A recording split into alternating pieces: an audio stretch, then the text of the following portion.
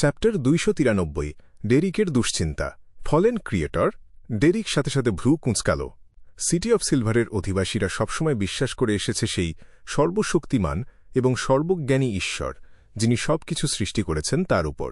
তাই যখন সে প্রায় কাছাকাছি একটা নাম শুনল যার সাথে ফলেন বা পথভ্রষ্ট শব্দটা জুড়ে দেওয়া হয়েছে, সে সহজাতভাবেই সেটা মেনে নিতে পারল না।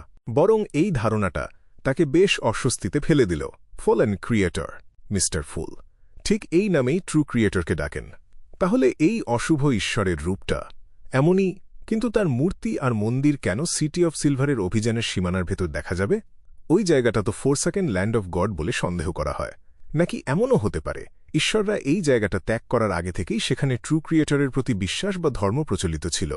অরোরা অর্ডার সবসময় যে পবিত্র বাসস্থানের কথা বলে, সেটাই কি তাহলে ফোরসাকেন ল্যান্ড অফ গড?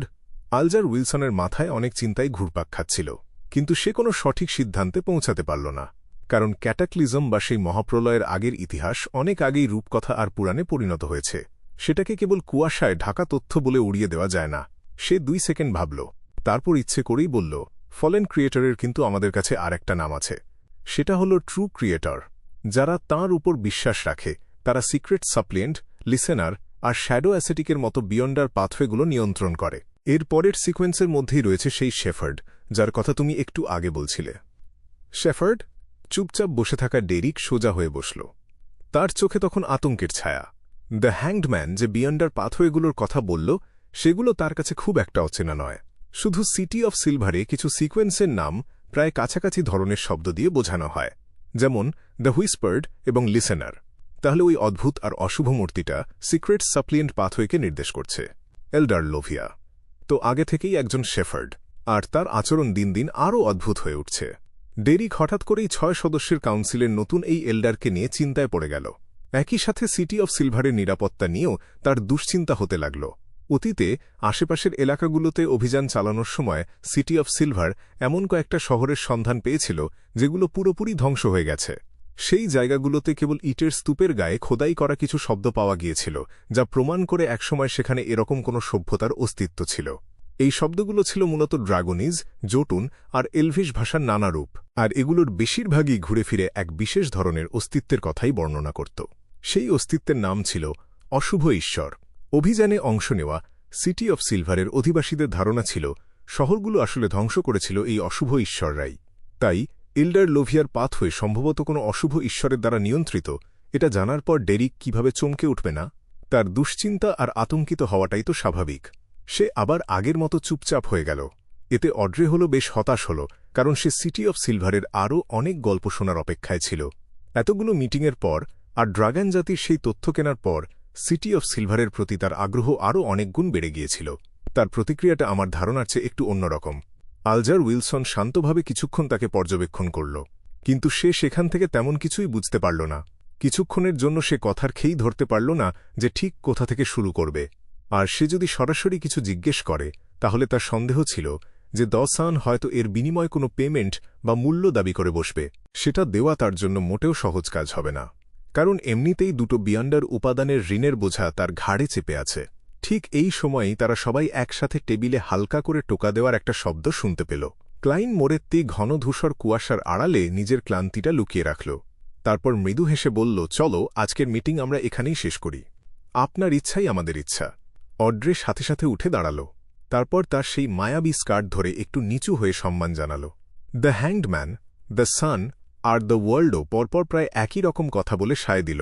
ক্লাইন হাত নেড়ে সবার সাথে সংযোগটা ছিন্ন করে দিল। সে শান্ত চোখে দেখতে লাগল মিস জাস্টিস আর বাকিদের সেই অস্পষ্ট ছায়াগুলো কিভাবে হাওয়ায় মিলিয়ে যাচ্ছে। এরপর সে তার বানানো সেই নকল চরিত্র দ্য ওয়ার্ল্ডকেও অদৃশ্য করে দিল। তারপর লেনেভুসের কাছ থেকে পাওয়া ছোট ব্যাজটা সে হাতে তুলে নিল। ব্যাজটা সে খুব মনোযোগ দিয়ে দেখতে লাগল। তোমার কাছে এই জিনিসটা থাকলে তুমিও যোগ দিতে পারবে। ক্লাইন ব্যাজের উল্টো পিঠে লেখা বাক্যটা পড়ল, কিন্তু সে বুঝতে পারল যে ব্যাজটার ভেতরে আসলে কোনো পরিবর্তনই হয়নি। সে কিছুক্ষণ ভাবল, তারপর খুব সাবধানে ব্যাজটার ভেতর নিজের আধ্যাত্মিক শক্তি বা স্পিরিচুয়ালিটি প্রবাহিত করল। একটা হালকা আলোর আভা ফুটে উঠল, আর সেটা খুব দ্রুত জমাট বেঁধে একটা আলোর রশ্মিতে পরিণত হল। রশ্মিটা ধূসর কুয়াশা ভেদ করে ছুটে বের হয়ে গেল, কিন্তু সেই অন্তহীন ধূসর কুয়াশা আলোর রশ্মিটাকে বাধা দিয়ে ফিরিয়ে দিল। আলোর রশ্মিটা হঠাৎ করেই ছড়িয়ে পড়ল, আর সেটা বদলে গিয়ে হাতের তালুর সমান একটা মায়াবী ছাগলের চামড়ার পার্চমেন্টে পরিণত হল। তাতে প্রাচীন ফেইসাক ভাষায় লেখা ছিল, 4 জানুয়ারি 1350 রাত 8টায় বাবর ভ্যালিতে। মিস্টিকিজম বা রহস্যবিদ্যার জগতে এটা কি তাহলে একটা সাধারণ যোগাযোগের যন্ত্র? এটা মেসেজ পাঠায়, সিঙ্ক্রোনাইজ করার অনুরোধ করে, আর সাক্ষাতের সবচেয়ে নতুন সময় আর জায়গার খবর নিয়ে আসে। একটু আগে দেখা দৃশ্যটা ক্লাইন মনে করার চেষ্টা করল, আর এই ব্যাজটা ঠিক কী কাজে লাগে সে বিষয়ে একটা প্রাথমিক ধারণা করে নিল। 1350 মানে তো আগামী বছর। টাস্ক নদী ব্যাকল্যান্ডে ঢোকার ঠিক আগের এলাকাটাতেই বাবর ভ্যালি। সময়টা একেবারে নিখুঁত, কিন্তু জায়গাটা বড্ড অস্পষ্ট। এটা প্রায় 100 কিলোমিটার লম্বা একটা উপত্যকা। হয়তো ওখানে পৌঁছানোর পর এই ব্যাজটাকে কোনো জায়গা খুঁজে বের করার টুল হিসেবে ব্যবহার করা যাবে। ক্লাইন বেশ আগ্রহ নিয়ে ব্যাজটা বারবার উল্টে পাল্টে দেখতে লাগল। সে চেষ্টা করছিল এর সাথে যুক্ত থাকা প্রতীক, মন্ত্র আর বৈশিষ্ট্যগুলো বোঝার।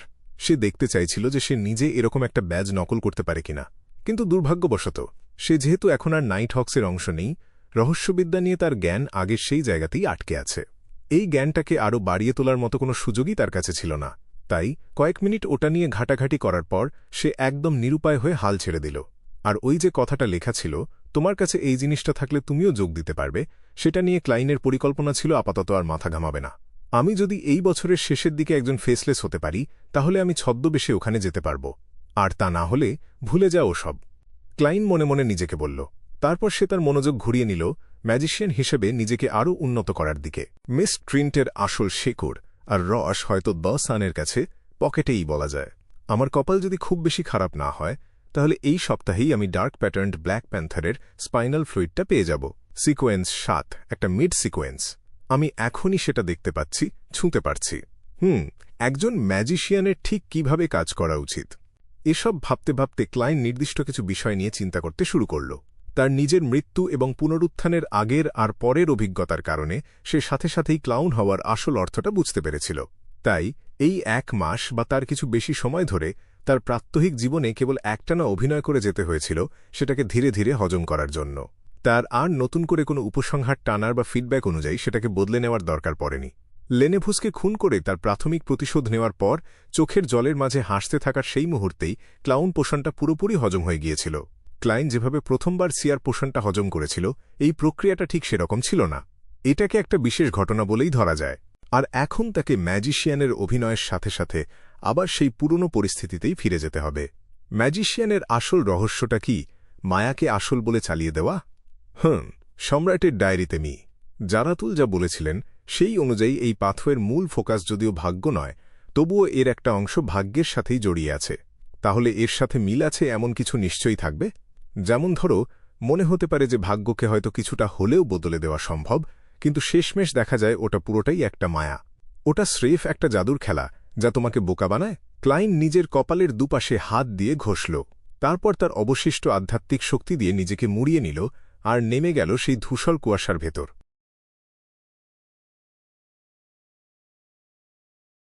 সেন্ট জর্জেস বড়োতে 2 বেডরুমের একটা অ্যাপার্টমেন্ট। ভাগ্যিস আমি এরকম আর একটা জায়গা ঠিক করে রেখেছিলাম, তা না হলে আমি কোথায় গিয়ে লুকাবো সেটাই ভেবে পেতাম না। ফোর্স ওয়াল আয়নার দিকে তাকিয়ে তার ঝুলে পড়া চুলগুলো সরিয়ে নিল। তা ঠিক, বিছানায় শুয়ে বেশ দুর্বল গলায় জবাব দিল শিও দেরেচা। আমি এইমাত্র খবরের কাগজে পড়লাম যে লেনেভুস মারা গেছে, কিন্তু এই ব্যাপারটার সাথে যেহেতু গডহুড বা দেবত্বের একটা বিষয় জড়িয়ে আছে, তাই এটা এত তাড়াতাড়ি শেষ হবে না। আমাদের কিছুদিন লুকিয়ে থাকতে হবে। না, আমাকে না, লুকিয়ে তোমাকেই থাকতে হবে। আমি তো একজন সৎ ক্লিনিক্যাল ডাক্তার, একটা বেস্টসেলার বইয়ের লেখিকা। ফোর্স আয়নায় নিজেকে দেখতে দেখতে হালকা মেকআপ করতে শুরু করল। শিও এর কোনো প্রতিবাদ করতে পারল না। সে আস্তে করে উঠে বসল আর বলল, ভাগ্য ভালো যে আমি বেশ চালাক আর আমার প্রচুর অভিজ্ঞতাও আছে। যখন আমি একজনকে দিয়ে রিপোর্টটা করালাম, আমি তখন সরাসরি বলিনি যে এর সাথে ট্রু ক্রিয়েটরের গডহুড জড়িয়ে আছে। আমি শুধু বলেছিলাম যে ব্যাপারটা খুব বিপজ্জনক মনে হচ্ছে, আর টার্গেটের মধ্যে এমন বড়সড় পরিবর্তন এসেছে যেন সে অশুভ ঈশ্বরদের কাছে প্রার্থনা করছে। যদি তা না করতাম, আমার ব্যাকল্যান্ডে থাকার সাহসই হতো না। বড় বড় লেভেলের লড়াইয়ে জড়িয়ে পড়াটা সত্যিই খুব ঝামেলার আর বিপজ্জনক। আমি আর কখনো মিস অড্রের কোনো মিশন নিতে চাই না। সত্যি বলছ? পেছন ফিরে না তাকিয়েই জিজ্ঞেস করল ফোর্স। শিও কয়েক সেকেন্ড চুপ করে থাকল, তারপর বলল, আসলে আমাদের গডহুডের কথা উল্লেখ করার কোনো দরকারই ছিল না। মিস অড্রে যেহেতু নিজের দিক থেকে এটা আবিষ্কার করতে পেরেছেন, চার্চ অফ এভারনাইটেরও নিশ্চয়ই সেটা করার ক্ষমতা আছে। তারা সম্ভবত জায়ান্টকে মেরেই ফেলেছে, তাই না? আমি নিশ্চিত করে বলতে পারছি না। কোনো রকম রাগঠাক না রেখেই উত্তর দিল ফোর্স। শিও পাথর হয়ে গেল। তারপর লম্বা করে একটা দীর্ঘশ্বাস ফেলল সে। ফোর্স তার হাতের কাজ থামিয়ে দিল। মাথা ঘুরিয়ে শিওর দিকে তাকিয়ে বলল, এই মিশনটা মূলত তুমিই শেষ করেছ, তাই আমি পেমেন্টের ভাগ তোমার কাছ থেকে নেব না। মোট 200 পাউন্ড আছে, আর তোমার জমানো 70 পাউন্ড তো আছেই। খরচাপাতি বাদ দিলেও শেরিফ পোষণের প্রথম বিয়ন্ডার উপাদানটা পাওয়ার খুব কাছাকাছি পৌঁছে যাবে তুমি। কিন্তু পুলিশদের কাছ থেকে তো আমি এত তাড়াতাড়ি 100 পাউন্ড পাব না। শিও তার ঠোঁট কামড়ে ধরল। এর মানে এই নয় যে পুলিশ বাউন্টির টাকাটা দিতে রাজি ছিল না, বরং ব্যাপারটা হল শিও সরাসরি টাকাটা নিতে পারবে না। যে বন্ধুটা তাকে ক্লু পৌঁছে দিতে সাহায্য করেছিল তার মাধ্যমেই টাকাটা নিতে হবে, কারণ সেই বন্ধুটাই হল বাউন্টি পাওয়ার আসল প্রাপক। শিওর বিশ্বাস ছিল যে এই ব্যাপারটা নিয়ে নিশ্চিতভাবেই অনেক বড় একটা শোরগোল পড়ে যাবে, তাই খুব শিগগিরই তার সেই ক্লু প্রদানকারী বন্ধুকে খুঁজে বের করার মতো সাহস তার ছিল না। আর সেই বন্ধু তার বাউন্টির টাকা আত্মসাৎ করবে কিনা সে ব্যাপারে শিও বেশ আত্মবিশ্বাসী ছিল। ওই লোকটা এর আগেও অনেক সন্দেহজনক বাউন্টি হান্টারকে সাহায্য করেছে। কমিশন নেওয়াটা ঠিক আছে, কিন্তু সে যদি সরাসরি পুরো বাউন্টির টাকাটাই আত্মসাৎ করার সাহস দেখাত, তাহলে এতদিনে কোনো এক অজানা অন্ধকার গলিতে তাকে মরে পড়ে থাকতে হতো। কিন্তু শেষমেশ ওই টাকাটা তো তোমারই হবে। ফোর্স 2 সেকেন্ড থামল, তারপর খুব সিরিয়াস গলায় জিজ্ঞেস করল, যখন তোমার কাছে পর্যাপ্ত টাকা জমে যাবে তুমি কি ওই মুখোশধারী লোকের সাথে যোগাযোগ করবে, আর তার হয়ে কাজ করবে যাতে তুমি তার কাছ থেকে দরকারি উপাদানগুলো কিনতে পারো? না, অবশ্য যদি এমন হয় যে আমি আর কোথাও জিনিসটা পাচ্ছি না, আর কোনো আশাও অবশিষ্ট নেই, তাহলে অন্য কথা। শিও তার উত্তরটা দিয়ে দিল। এমপ্রেস বড়তে আর্ল হল সেই বিশাল আর জাঁকজমকপূর্ণ ভিলা। অড্রে তখনও আজকের মিটিংয়ের কথাগুলো ভাবছিল। হঠাৎ সে দেখতে পেল তার ব্যক্তিগত কাজের মেয়ে অ্যানি একটা কাগজ হাতে নিয়ে এদিকেই আসছে। মিস, এই যে আপনার টেলিগ্রাম। অ্যানি হাসি মুখে বলল, এটা বালামের পূর্ব উপকূল থেকে এসেছে। আলফ্রেড হলো পাঠিয়েছে। অড্রে খুব খুশি হয়ে সেটা হাতে নিল আর মনোযোগ দিয়ে পড়ল। প্রিয় বোন, তুমি যে রেইনবো স্যালামান্ডার চেয়েছিলে সেটা গত রাতে প্রিজ হারবারে পৌঁছে গেছে। শহরতলিতে তোমার ম্যানরে সেটা পৌঁছে দেওয়ার নির্দেশ দিয়ে দিয়েছি আমি। গত রাতে পৌঁছে গেছে, তাহলে তো খুব তাড়াতাড়ি হলে আজকেই আমার ম্যানরে ওটা চলে আসবে, আর বড়জোর কালকের মধ্যে। অড্রে মাথাটা একটু কাত করে সুসির দিকে তাকাল। সুসি তখন তার স্ন্যাক্স বা খাবার নিয়ে রীতিমতো যুদ্ধ করছিল। মৃদু হেসে অড্রে বলল, সুসি, তোমার জন্য আমি যে উপহারটা তৈরি করেছি সেটা প্রায় চলেই এসেছে। ঘেউ? সুসি খুব বিভ্রান্ত হয়ে তার মালকিনের দিকে তাকাল।